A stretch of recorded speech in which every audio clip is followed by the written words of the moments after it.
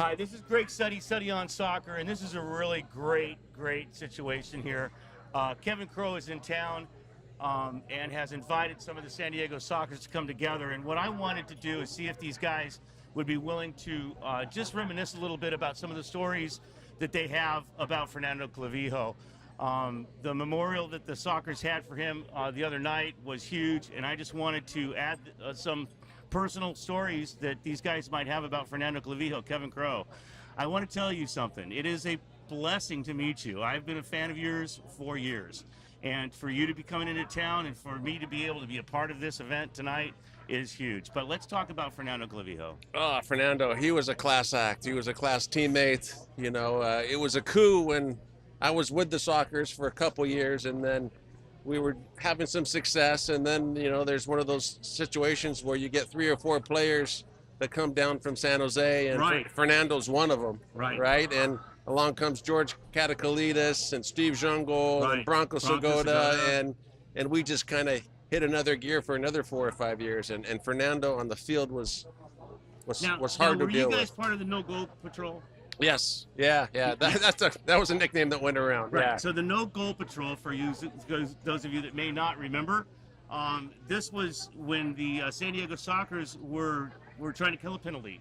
The 4 guys that were on the field, and to be honest, I only remember that it was you and George and Fernando. Who else was part of that team? You know, I think Chacha, who's here tonight, was up at the front, and I'm not sure who the other third person was, and Zoltan was in goal, who's also here tonight. So yeah, that was kind of fun, you know, when that kind of chant would go around, right? You know. So have you got any personal stories? I mean, let's keep it G-rated, but do you have any personal stories that you can remember? Some locker room stories or some on the road stories? Something that just sort of hits your heart? With Fernando, you know, yeah. in particular, you know, to be honest with you, Fernando was a pretty quiet guy. You know, he wasn't one of the guys that was out and about on the road, where you hear a lot of stories from other people. Right. You know, he was just a class act. You know, he always had his teammates back. He always cared about his teammates. He would always go out of the way for you. You know, he was just a great gentleman, a great man. And I wish I would have stayed closer and been in a little bit more contact, like many of us are saying tonight. Absolutely. Right. Yeah. So yeah, it's a shame, but he lived a great life. He did, and he was in Dallas, working with Dallas FC here most recently. U.S. national team. Were you guys on the national team together? No, I did my national team stint before, and then Fernando and Brian Quinn kind of came after. Okay. So, because I think they had to get their national citizenship and status. So I was born here. They took a little bit of a different route. Yeah. But I admired what he was doing from a distance. You know, his MLS coach, national team, technical director, everything he's touched turned to gold. A huge name in American soccer. I mean, Fernando Clavijo passed away far too young. Yep. And a man that I was just showing you the photograph that I had the pleasure of meeting him just the one time. And as you're saying, I mean, it permeated the fact that he's a gentle, loving man. Right. And that was part of his nature, I guess, through his whole life. It is, and that at his core, that's who he was. Wow. But we were just telling some stories on the field. Yeah. He wasn't necessarily that way, right? Nice. I mean, on the field, he was a terror, and he had a toughness about him, and he could tackle as hard as it came, even though he was not a big guy. Right. He was extremely quick, but when he tackled, it hurt. Okay, so there's a story about him. He was, like you say, extremely quick. Extremely quick. So then Paul Wright shows up on the scene. All right. Now the story is that Paul Wright beat him in a race or in a. I don't know. I'd have to. Here we go. Yeah, I don't know about that. Those two were so much quicker than everybody else. Right. I mean, you know, the last 10 yards of a 40-yard sprint, they could turn around and backpedal it in. Nice. Against the rest of us, they were just quick. Who was quicker? That would have been a good race if we ever would have really had one. Kevin Crowe, it is so cool to talk to you. Thank you for letting me be a part of this tonight. No problem. And we just want to love on Fernando Clavijo and his memory. I agree. All right, thanks. Buddy. All right. I'm gonna hold that. He's talking to Kevin. Okay. Greg Study on Soccer. I am here with Zoltan Toth. Now, Zoltan Toth and I have had the privilege of becoming pretty close friends here recently, and this is pretty cool. I mean, I look up in the rafters, and we just talked with Kevin Crowe. Here's Zoltan Toth. I mean, these guys' numbers are retired in the rafters in San Diego, but Fernando Clavijo just recently passed away, and what we wanted to do tonight was just sort of memorialize Fernando Clavijo and talk about some of the memories that you have with Fernando. Well, Greg, it's very deeply hurt Fernando passed away. He was a evergreen guy. He was always smiling. He is always, a very good friend of mine. I know him from New York. He came from Uruguay, so we kind of migrated into the United States. Interesting. Yeah, and everybody arrives to New York. So you come to New York, then we start to play their soccer. Now, Fernando was playing for Apollo, New York Apollo outdoor team, when I think Popovich found him, and he signed him to New York Arrows. So Fernando was, as I remember, he had something problem with his knee. Then he treated so much, it just came back, healthy again. But when he had a pain in his knee, he was strong and hitting people. I say, Fernando, this knee will never heal if you play like that. Right. But he was very fast, very strong, and he don't care. And, he just taking care of his body. That's why he played so many years. How many years did you play with him? I played 1980, 81 season already, 81, 82 in New York. 82, 83, then he went to San Jose. So Right. I played 3 in New York, then in San Diego I played another 3. So you guys, I mean, he was a defender. Yes. You're in goal. Yes. So there's a relationship. We had relations, I yeah. mean, not just off the field, Yeah, but on the yeah. field. There's a relationship. That's you guys right. have to know what each other is doing, where each That's other right. is playing. Let's talk about a little bit about his demeanor on the field. Yeah, on the field, I tell you what, he was the no goal patrol. Yeah, we were One of Kevin the and I were guys. just talking about that. Yeah, I'm still upset with Jim Gorsek because our name was not on a T-shirt, but they're selling just the defenders because we belong to a no goal patrol too. Absolutely. But we sold lots of T-shirts of those, and I Yeah. was very happy. Fernando was a short-handed goal leader. Right. He was so fast; he Right. could take the ball. So the team is killing a penalty. You've got the no-goal patrol out there. You're a man down, and Fernando is taking the ball, going forward, pushing it forward, and scoring a goal. That's right, overrun everybody. Over so everybody. Outrunning, speed. speed. This guy had yes, wheels. Yes, wheels, and he was. We called him a road runner. Nice. So, Fernando was so fast. We caught him, just like, when I had the ball, I always looking for who is breaking and Right. who I can play with. Right. And I see Fernando So many you're times distributing out the there. ball downfield, and Fernando's the guy. Yeah, in a short-handed position. Yeah, right, Any right. other way, Jungul or Segota Of course, or, of they course. Julie will take over, Right, the front. right. But we've been lucky. Fernando came right after when the Sockers traded Martin Donnelly and Gert Vichakowski. So the defensive line was kind of gone, Right. including Alan Meyer. The Right. names, the stars of the indoor soccer in San Diego, Right. they just left to Las Vegas. Las Vegas. That's when Julie went to Las Vegas also. Yeah, so Right. when Julie and everybody, now we are in trouble. So this is when Bob Bell made a deal of the century by taking Jungu, Segota, Clavijo, and George Katakalidis Right. from San Jose to San And Diego. we'll be talking to George Katakalidis here in a Yes. minute because he's Yes. here tonight also. Yeah, And one of the beauties of the group here tonight is that Chacha Namdar, yourself, George Katakalidis, and Kevin Crowe all had long-term relationships with Fernando, especially the three of you guys, George and Chacha, because you guys played with him for a long time, played with Fernando for a long time. yes. Fernando was on the field and off the field friend.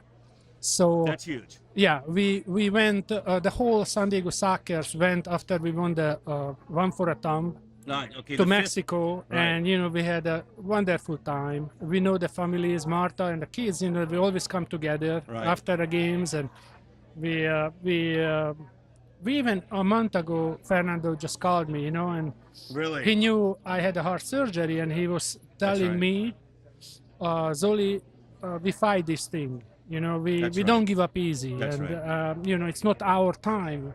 Right. He just a shame, he passed away, and I'm sure he fight it, and the sickness was he just ran out of time. Yeah. Well, he battled Yeah. it for 5 or 6 years.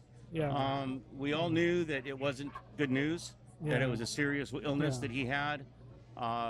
It's too bad that his time came as early as it did. But there's a lot of us here that love him. Yeah. You we do. guys have the history with him.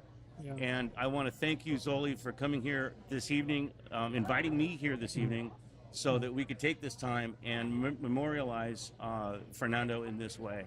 Yeah, Thanks thank very you. much. Thank you, Greg. All Put right. it up for us. Talk to you again, buddy. Greg Study on Soccer. I'm here with George Katakalitis. And this is a really wonderful moment because Kevin Crow's in town and he's invited a bunch of us together.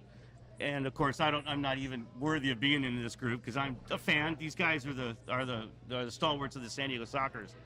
But I wanted to, and these guys have agreed to memorialize in our discussion Fernando Clavijo. And I know that, George, you had a long relationship with Fernando Clavijo. Be careful how you say that, because people might misinterpret that, right? But actually, yeah, I've known in my professional career, I basically played my entire career with Fernando on 3 different teams. Right. So you played with him first off with the New York Arrows. Right. You guys then went over to, was it San Jose Earthquakes? Correct. And then to the San Diego Sockers. Correct. You had championships in New York and San Diego. Correct. Talk a little bit about just your relationship with Fernando, just any stories that you might have, and it's all about you. Let's just take over, man. Well, I'll tell you, first of all, loved the guy, great guy, loved his family, loved everything.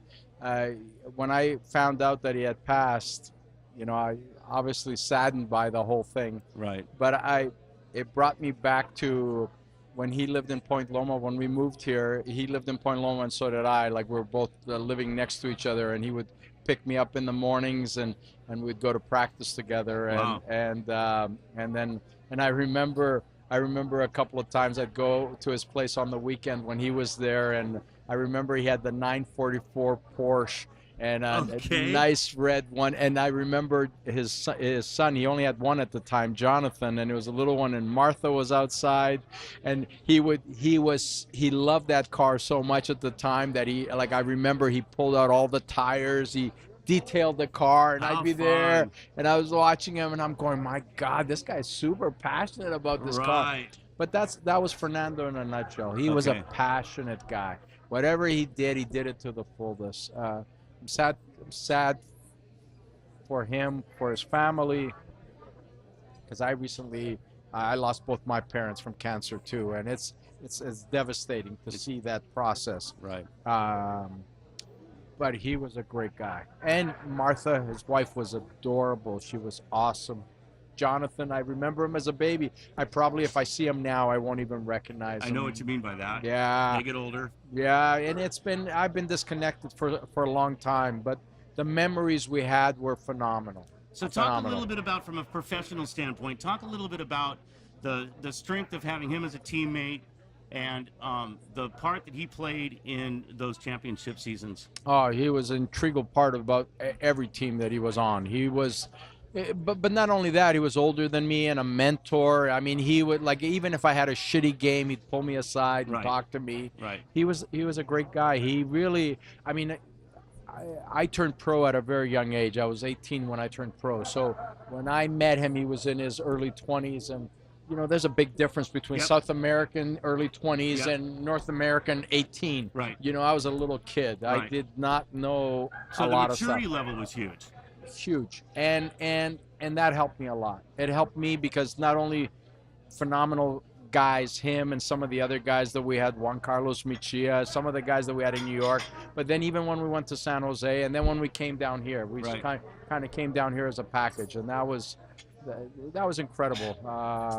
It was incredible looking back at how wonderful camaraderie I mean, I remember it was Steve Jungle, Bronco Segura, Fernando Clavijo, and myself that came down from San Jose. Right. And a couple of years ago, I ran into Steve Jungle at a restaurant, and it was like as if I hadn't missed a beat. Isn't that how friendship works? Yeah. I mean, you can miss somebody for a number of years and then just just start up again where you left off. Yeah, the beauty of what we did too is because of everything that we went through and the championships that we won, is we built a fraternity that is hard to describe because the outsiders won't get it. But when you go through the painstaking process of winning a championship, Yep. you build bonds like you wouldn't believe because you're out there like brothers fighting and you're cursing at each other, Yep. you're yelling at each other, Yep. you're cheering each other on. Right. And it's just, and like I said, in my lifetime, I've seen that there's very few people that hit the championship, the winners, right? That's right. And You guys nurtured a culture of winning. yes, And a lot of that has to do, I believe, with the core of guys you're talking about. yeah, I mean, it's obvious to me because, I mean, clearly the New York Arrows dominated, and then did. the San Diego Sockers dominated, and there was this core of guys that were common between those two teams. well, yeah, but don't take away the fact that you had some phenomenal players here in San Diego too. Of course. And all we were an adjunct. We were an add-on to phenomenal players, and you had a phenomenal coach here too, and he knew the indoor game inside and out, and you had some just basically you doubled the strength of what you had here. And not doubled, but you know what I'm saying is you just added to it, and what we were privileged to have played in an era where we had some great friendships, great professionalism. Because I remember honestly, I remember a game when we went to Baltimore in a championship series. We kicked the crap out of them. It seemed we beat them very well here in San Diego. Was that the 2 consecutive shutouts? I here think in so. San Diego? I think so. But then we went back. We went back, and they literally beat the crap out of us in Game 3. The referees let a lot go. Well, it was such a physical game, and I remember we got beat up. And all I remember was after that game, we ended up. We were just licking our wounds after the game, and we just couldn't believe it. And it was like a 9-7 or 7-5 or something. It was close, but we got. I mean, everybody was injured. Everybody was in ice packs after the game. Wow. And then we had a day off, and then we literally all went to see the movie Rambo. No kidding? Yeah, I swear. Okay, here's a good story. Yeah, so we go to see the movie Rambo, and all of a sudden we just got this energy, and we're like, wow, how fun. So then we go play this Game 4, Right. and we're in Baltimore, Also in Baltimore. playing Game 4, and I remember And the this was warm-up. a 5-game series.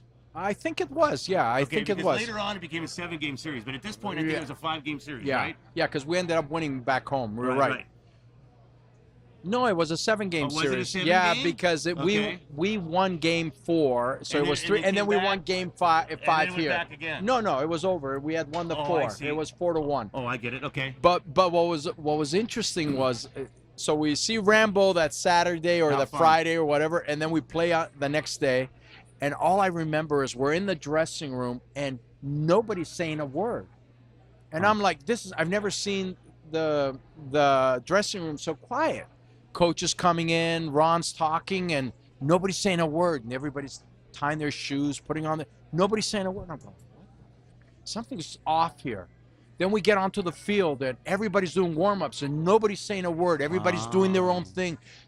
Ultra focused. Wow. Ultra focused. We are in there because we know exactly what to do. All right. We end up winning Game 4, 12-2. Okay. We just destroyed them. Nice. Yeah, everybody played fantastic. Yeah. I mean, there was a phenomenal game. It just goes to show you at the power of focus and the power of determination. Right. And teamwork. Yes. I mean, you guys, that's one of the things that I loved as a fan. Through all of these years, I'm up in the stands. Yeah. I'm being a crazy fool up in the fans, jumping around, loving you guys. And you lost your hair. I lost my heard hair. you Yeah, lost your hair. I know you were pulling your hair out. I did. Yeah. And I had hair like my kid, and if you could see behind the camera, you could see what I was talking about. But the wonder of that, and I got to say this to you, and I got to Yeah. thank you personally, because I know that you guys are just playing your professional career and doing your thing, but as a fan, you guys gave us here in San Diego Yeah. some of the greatest sports years of championship after championship, and they weren't like cookie cutter seasons. I mean, every season was unique. You guys had to redo it all over again. All I can say is we're givers. We're givers. No, we George? honestly we enjoyed it immensely. I mean, we enjoy and the camaraderie that we have with the guys, and you Yeah. can see even now. I haven't Yeah, it's seen huge. Kevin for a while. I know. We don't see each other very often because Right. we're all in different walks of life now. Yeah. But the fact is we turn into little kids again. I And know, it's fun. It is so fun, and God bless the fact that I had the ability to experience some of these phenomenal people, and they still are adding value, huge value to the community, building value in the community. Yes. And it's just wonderful to see. Well, George Catalides, thank you so much for joining me. We miss Fernando. Yes, we do miss Fernando. I had the chance of meeting him very briefly in Dallas in October, and all of the things that you guys are saying just permeated from his soul, even in that short time that I met him. Yeah, You he know, is. the He's blessing, gracious who he guy. was, the peace and love in his heart. He reached out to me like a friend, and he'd never met me before. So that was really huge. Thanks so much for joining me, buddy. My pleasure. It's All great right. seeing you. All right. Thanks. All right. Hi, this is Greg Study on Soccer. I am here with Chacha Namdar. This has been a great evening. I've had the chance here to talk to Kevin Crowe, Zoltan Toth, George Catalides, and now Chacha Namdar. These are some of the guys that knew Fernando Clavijo the best on the San Diego Sockers.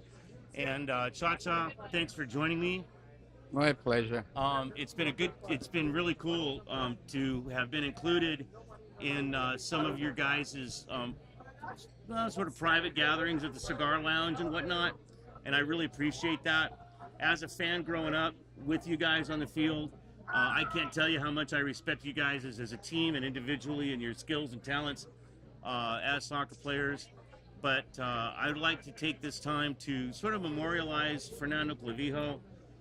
He passed away recently, as we all know, and I'd like whatever you've got. I mean, your feelings, your heart, any stories you might have. Just let's talk about that, man. Well, I tell you that first I heard about Fernando. I was sitting in my living room and got a call from a close friend of mine. Says, "Did you hear about Fernando?" And my knees just gave up, and Yeah. I just pretty much dropped to the floor, and I couldn't believe it. Even though I knew he had that difficulties for Right. a while, Right. but when that news hits you, Yeah. it's something different, and you just can't believe it. It's like when you know your parents are not feeling good, but they're hanging in there, or Right. your family member, That's right. and then all of a sudden something happened. You just cannot believe it. Well, and you had a personal and professional relationship with this guy. Yes, I did. I tell you, the first time I saw Fernando, I was playing for Phoenix back in 1980. Okay. And we played New York Arrows. And I heard about this new young guy they just signed, came from Uruguay, Right. and he's fast and this and that, and I would consider myself a pretty quick and fast guy, you know, Yeah. until I went against Fernando. And then he knocked the ball past me, and I turned around, and he was already gone 20 yards past me. I said, Wow. "Oh my gosh, they were talking about this guy." Wow. And now I know who I'm dealing with. Wow. Little I knew that I'm gonna be a teammate of his Yep. for many years to come, That's in right. few years, That's but right. that was my first introduction to Fernando. Okay. Yeah. How did that game turn out? Let's just say he got the better part of us. Okay. So Okay. I'm not gonna tell you the score, but Okay. but we came on the short end of on the the short stick. end of Yeah, that yeah, stick. yeah, All right. Well, most teams Yeah. did back then to the New York Arrows, Exactly, right? exactly. Yeah, They yeah. went to the New York Arrows traded Fernando and Bronco and Steve and George to San Jose. Correct. I remember that. Yeah. Okay. Were you in San Diego when the four of them showed up in San Diego? Yes, I was here for about a couple of years already. Already, okay, and good. And when we heard the news that they're coming down here, and we were all excited Yep. because we had a pretty solid team. Yep. But adding those four guys, Right. I mean, it's just the whole league was wondering what the heck is going on. What's San Diego doing? What you are they? know? What's going on? Yep. Exactly. And that was part of the continuation of the 10 championships. Well, you know, now, back then. was that the same year that Julie and Wojciechowski went, and the rest of them went to Las Vegas? No, Okay. actually, Julie and Jungle, they played 1 year together in San Diego. Yeah. Wow, that's right. That's yeah. right. No, they did. And that's when it was just like ridiculous with the talent that we had. No kidding. You know, I mean, it was just not enough soccer balls to go around, you know, and the teams that played us wouldn't even see the ball. So know. were you on the Yeah. no goal patrol? Yes, that was the years that Fernando and I and Kevin and, Right. and Brian Quinn, we were on that no goal patrol, and we just had so much pride that teams couldn't score on us. So anytime that happened, the rest of our teammates could count on us You to guys take care would of the draw- business. team, you know? the team would draw a penalty, and the San Diego Sockers would see Fernando Clavijo scoring a shorthanded goal. Exactly. And then what happened, you know, I mean, the rest of our teammates would feel comfortable to play physical enough to know that if they got the 2 minutes penalty, Wow. they had Okay. us four, you know, That's take a care whole of the new business. dynamic to the game. Absolutely. When you as a player, as a team, can trust your penalty killing unit to take care of that problem. Hey, if the referee makes a bad call, or if you play rough, and the penalty killing unit, the no goal patrol, can come out there and hold their stuff. And I tell you, you know, having Fernando and Kevin in the back and me and Queenie were on the top, as soon as we gain possession, we just see Fernando fly. Right. And then all we have to do is just knock the ball forward. This is what Zoli was just saying. Yeah, absolutely. And he just goes, and we have every confidence that he's going to bypass every player on that Right. team, because most of the teams, they put their strong attacking players Right. on their power play 4 That's- unit. that's you know? right. Yeah. So when Fernando gone, forget it, you know. And he scored a lot of short-handed goals. So have you got any stories on the road, memories specifically of Fernando? Something that the fans and everybody would like to hear. Anything that? you Yeah, got? I can tell you a story that involved Julie, and Uh-oh. Julie always wind people up and get them against each other for fun, you Of know. course. Yeah, for fun. I know Julie. And Julie, one day we were in a bus coming back from the game, and everybody in a good mood. We had a win and everything, and then and Julie every now and then would get several people to go and knock a player down on the ground and start. You know, Julie likes to just as a jokingly suck your nose, you know, pull your ears and things like that, and I then heard he some of would, this. yeah, and he would get the other players to knock a player down Okay. and hold their hands and feet while Julie sucked her nose. And if you know Julie, he always smelled like garlic, you know. So Oh my it wasn't a gosh. pleasant experience. Oh, I had no choice. I didn't need anybody hold me down. All Julie had to do was hold me down, and you know. Unbelievable. Well, we tried to do that to Fernando. It was Fernando's turn.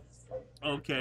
And that day, I'm telling you, you think Fernando was a skinny guy, you know, Oh, no. not much muscle and everything. Oh no. I have never seen a stronger person in my life. He was not going to let There this was happen. no way that this was going to happen. Unbelievable. 5 or 6 of us could not get him down. How fun. We finally gave up. Unreal. He's amazing. Yeah. That's fun. And you know, and he was that way on the field too. I mean, he was a powerful. He was a powerful player on the field. absolutely. You did not want to go on the tackle with Fernando. As he wasn't a very muscly person, you know. Right. But his timing of the tackles and the force of the tackle, second to none.